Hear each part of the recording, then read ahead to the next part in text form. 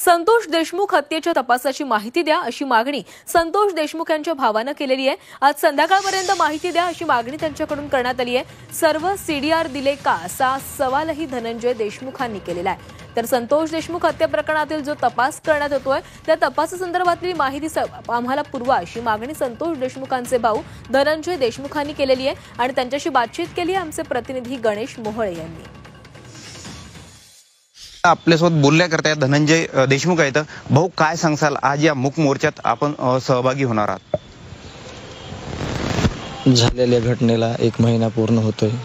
1 महिन्याच्या पुढे कालावधी झालेला आहे आणि ज्या समाजाच्या भावना आक्रोश आहे आणि जे त्यांना मागायचे काहीतरी न्याय देशमुख कुटुंबियाला, यासाठी हे मोर्चाचं आयोजन आहे।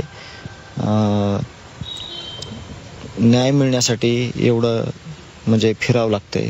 काय रोज झाले तपास, पोलीस यंत्रणेने तुमच्याकडे काय वर्ग केलं, सगळं बरोबर केलं का, कशा पद्धतीने केलं, सगळे सीडीआर दिले का, त्या तपासात कोणत्या कोणत्या व्यक्तींना घेतलं, जे कर्तव्यदक्ष सगळे अधिकारी आहेत ते सगळे त्याच्यात सहभागी होते का, या सगळ्या गोष्टींचा आम्हाला माहिती पाहिजे आहे। आणि आज आम्ही संध्याकाळपर्यंत विनंती करतोय सगळ्यांना डिपार्टमेंटला की आम्हाला संध्याकाळपर्यंत ती माहिती द्यावी।